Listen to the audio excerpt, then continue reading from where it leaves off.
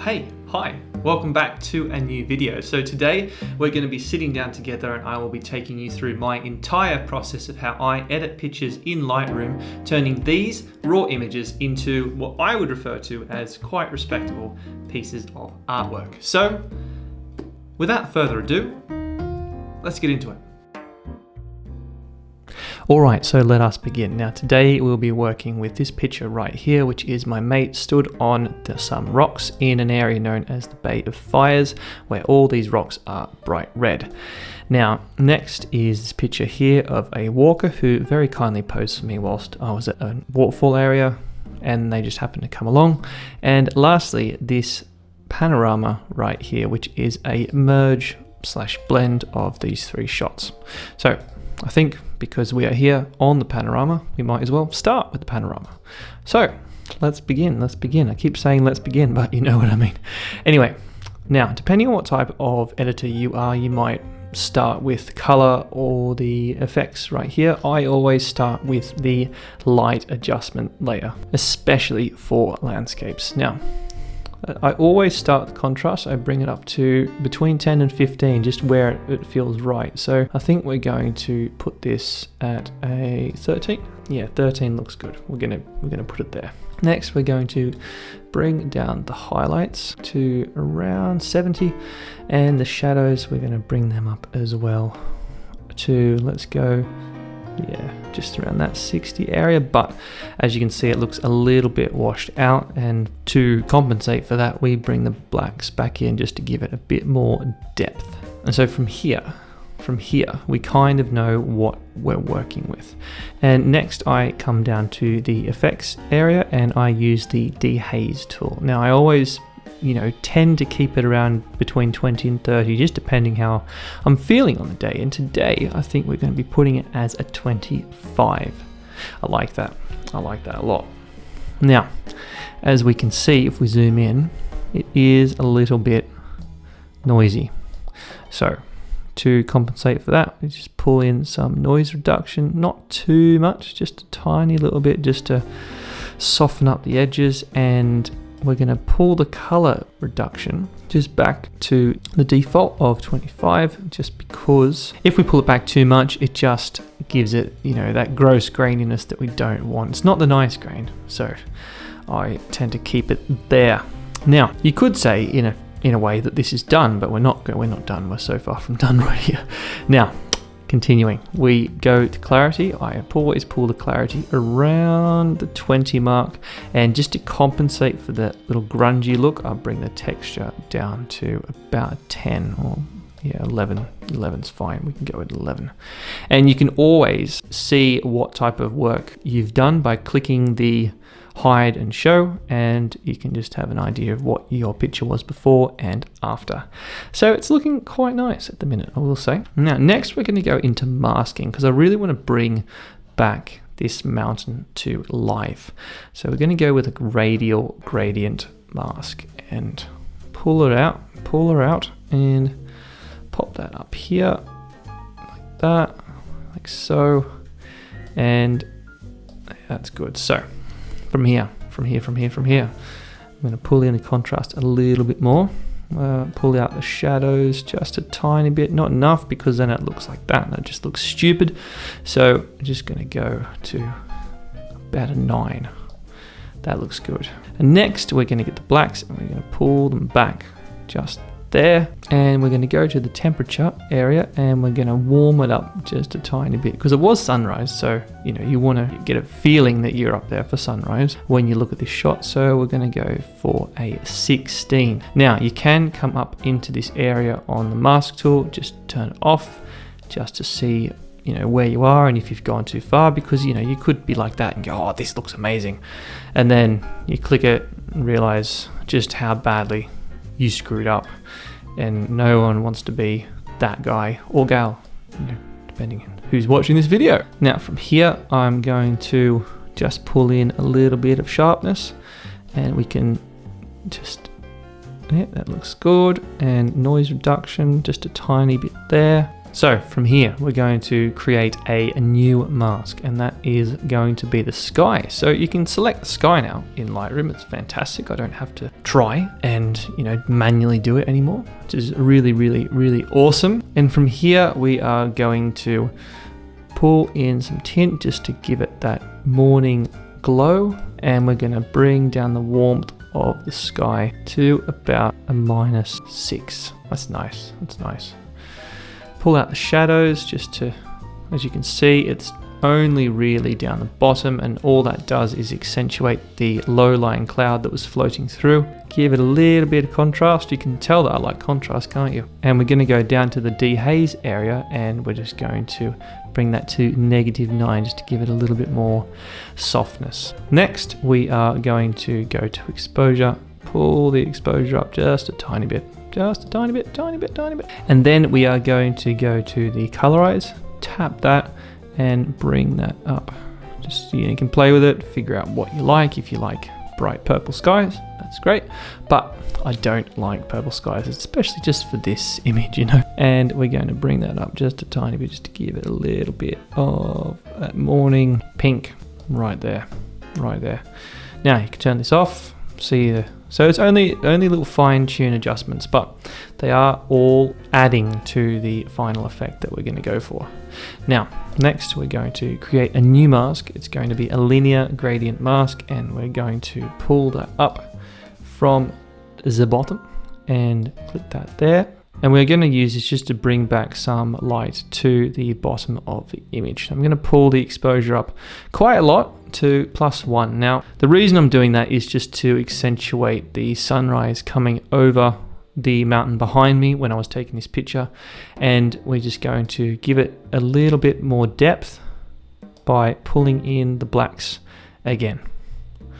So we don't want to be doing too much, because the more we do, it's just going to start looking sillier and sillier, and then we're trying to create art here, guys, not make it look silly. And lastly, we are just going to bring the warmth up just to give it a little bit extra morning glow, and that's it. We're done. So I just want to say now, whilst we've just finished our first image, is if you are enjoying this video, then I would really appreciate a like down here, as it does help out my channel massively. And if you are a returning viewer and you haven't subscribed, then I would really appreciate that, because that does as well push my content out to more and more people and gets this channel out there, because that's the reason we're on here, just to see how many lives we can change and be all philosophical and deep, and just we're here to have fun. So yeah, got that out of the way. Let's jump back in. Okay, next we will be editing this picture of my mate over there on the rock by himself, having a great old time, as you do. Now, first things first, we are going to bring the exposure up, just because I did, not we, because you weren't there, I was. I did underexpose this one quite a lot to keep the detail in the sky. Now, we're going to go for a crop on this one, and I'm going to make it a 4:5. Now, I've always liked a 4:5 crop. I don't know why. I liked it before. It was like, the Instagram crop. I just think it creates a nice overall sort of blend for what you're trying to achieve with a portrait picture. So that looks good right there. Enough of that chitter. Now we are going to pull the shadows up, and as you can see, these rocks are quite red, very, very red. And that is what we're going to be mainly focusing on. I'm going to pull the highlights down, and we're going to bring the blacks up just a little bit. Now we're just doing this as the base, and we will from here build and make it nice, make it as the final image that you saw at the start of this video, coincidentally. But we've got to get there first, don't we? So next, dehaze. Bring that dehaze in right there. That's looking nice. It's looking nice and deep. And I think I shot this, yeah, ISO 100, so we don't need to be doing any noise reduction on this one. Next, we're going to go into the mask tool. We're going to go select the sky, just because you can. Like, it's just such a nice addition to be able to select the sky like that. And we are going to pull in the contrast. We're going to up the exposure just a tiny bit, yeah, just there. and pull down the highlights just to keep the detail in this blown out section. Next, we're going to pull the temp down just to make it a little bit cool, because I think that'll be a really nice contrast with these red rocks. And dehaze, just a tiny +3. Give it a little bit of clarity, +10, and to compensate for that clarity, we'll just pull the texture down to a -9. Now, next, we're going to create a new mask. We're going to go brush. We're going to make the brush really big because we are going to be working or covering these rocks like so. And I hope I selected auto mask, but if I didn't, I'll have to do it again, which will be fun. Now that looks like I have got auto mask on. Great. Now, from here, we will bring the exposure up just to 0.92, that looks good. Contrast in, and we're going to pull in the blacks there. Lovely, lovely, lovely. Now, to compensate for the fact that the sky was cooled down, we're going to warm up the rocks to a +10 just there, and you can see if I turn this mask off just how far we've come, just like that Matchbox 20 song.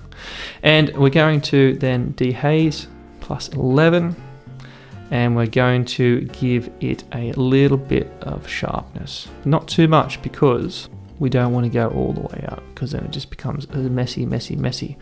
So +14 is fine, that's totally fine. Now we're going to go into the hue right here. We're going to select use fine adjustment, because you don't want to go too far, because then I'll just change it like that, and that's just going to look weird. So fine adjustment, just to give it a little bit extra pop, like so. And bring the saturation up just to 12. And that's looking good. That's looking good. I like that. I like that mask. Next, we're going to go up to the main toolbar, and we're going to scroll down to the vignette area in effects. Now, because this picture is all about my mate over there on the rock, just in this very unique red landscape, we want the vignette to really pull the attention of the viewer.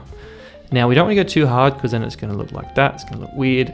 So we're going to just go for a -25, let's say 20. Can I get to 25? It's going to let me.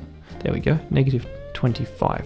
Now, as you can see, if we press before, all that's done is just focus the area more on the subject right up in the background, and really just keeps your eyes away from the busy mess that is these brown rocks right here, and you're focusing more on this red rock and him over in the background. Next, we are going to be going up into the color mixer tab, and coincidentally we're going to be on orange because the rocks are orange, and we're just going to pull the saturation up a tiny bit. We're going to adjust the hue just to like a -8, and the luminance, we're going to bring that up to a +20. Next, we're going to go to the reds, and we're going to pull the luminance up here. Now, a really great thing that I do all the time is, if I don't know where the color is in the particular image, I'll just pull one just really far just to see where that range of color is. So by doing that, we can see that the color is just on the rocks. There's not some random bit of red up in the sky that the camera decided was red, which sometimes does happen. It's a bit frustrating. And from here we can work. So again, we're going to pull the saturation right to that. +20, luminance +25, maybe give it a little bit of a pink tone right there. That looks good. So if we just tap that, we can see just the adjustments that we've made. Looking nice, looking nice. Now, just to make these red rocks really pop, we are going to be getting the luminance, bringing that to +12, and we're going to bring the saturation to +11. All that does is really make a contrast between the rocks and the sky. It really makes your eyes pull towards the center of the image. And I'm pretty happy with that. I'm pretty happy with that overall. So I think we are going to move on to our final shot. Okay, so let's bring her up. Let's bring her up. And when I say her, I'm talking about the image, because the image is a she, coincidentally, as the subject is. Funnily enough. Anyway, irrelevant. We are going to go first for a crop, because this is a portrait, and as I mentioned before, I do like a 4x5. Now you could just go the traditional route and make it all focus on the subject in this image, which is this lovely lady, or you're going to do what I do and you're going to put her to the side because she is in a cool area, so why not show off that cool area? I do like the way that the waterfall is a little bit out of focus, and this is where we shall begin. Now, first we are going to pull down the highlights because we don't want them to be just completely overexposed. We can't see what's going on. Pull down the highlights, and we're going to pull up the shadows just a tiny little bit, and then we're going to pull back in the blacks just to make sure that there is that depth that we are always looking for as photographers, just that depth of the image. Next, it is feeling a little bit too flat in terms of color. I think I shot this on a picture profile by accident. So we're going to just bring up the vibrance to quite a significant amount of +31, but we're not going to touch saturation just yet because we'll be using the color mixer down here to really make all the individual colors of this image pop. Now, mask tool. Zoom in, and we're going to go radial gradient and just pull that there. I don't know what is going on. That's weird. Wow, that's strange. I don't know what's happening with that, but anyway, no, we're not going to question Adobe because it hasn't crashed yet, and that's the most important thing. So from here, we're just going to, wow, that is creepy. Sorry, we shouldn't be playing. We've been trying to be serious professionals here. God, guys. We are going to pull the shadows up just so we've got the detail back in her face, and just bring the blacks a tiny little bit, and just you're going to play until we find a happy little medium. And I think we're going to just keep it there. We don't want to go too much because we just don't want to go too much, but we might just do a brush tool for another mask. And from here, we're just going to bring it down. We're just going to paint around her eyes just to make them pop again. Now, shadows, lovely. Contrast a little bit. And look, I'm not going to go too hard on this because this is already getting close to half an hour worth of recording, and we don't want to be here all day, do we? Because we have things to do because we're busy people. We are busy people indeed. Now, that is a nice little mask. Now, as you can see, we've just been able to bring back some of the depth, some of the color. If you go into the mask, you can see that if we just turn it off, all we've done is bring back the detail in the girl's face, and it's looking good. Just enough, just a little bit. These are little fine-tune adjustments because we don't want to go overboard. Now, next, we're going to create a new mask of a linear gradient. Now, as you can see, the light is coming from this side of the image, so we're just going to accentuate that light that's coming in. Let me just pull it back there, just a tiny bit, and we're going to warm up that part of the shot just a tiny bit. There we go, +18. That looks nice. And then from here, pull in the blacks just to bring back that really lovely depth onto this side of the area, and that is looking good. It's looking good. Now we go to the color tab or the color section and get into the color mixer. Now, I don't really know where the blues are here, if there is, so we're just going to do this just to find out what we're working with. We're working with that. Bring that part of saturation up, and maybe bring the luminance down. Next, we're going to go into aqua, there you go, it's called aqua. Find out where that is in the image, which isn't anywhere. That's a shame. Well, we'll go to the greens, because there's always a lot of green in this picture. So there's our greens right there. So we're going to go pull in the hue just like that. Get the saturation, maybe just down a tiny bit. There we go. And luminance up just there. Next is the yellow. Where is our yellows? It's all that. Cool. Pull that in. Now, some people like to make it red. I've never understood why you want to make it look like fall when it's not fall. But that's, I guess, everyone's editing styles are different. Then we're going to go +11 on the saturation, and the luminance, we're going to just bring that up a tiny bit. So that's looking good. I think I'm going to do one extra new mask on the girl because we just want to bring back the major details to the subject, because this is what this picture is about. It's all about her. So there we go. And from that, we are just going to pull the shadows up just a little bit, and that looks nice. That looks nice. Cool. That looks lovely. Okay. Alright, we have come to the end of the video. I really hope that you enjoyed this and you got something out of it. Now, if you did, then do let me know down below with a comment just in any particular part that you specifically enjoyed, or if there was anything that you would do differently, because that's what these type of videos are at the end of the day. They're a collaboration between me and you, and just, you know, where we stand on certain types of editing.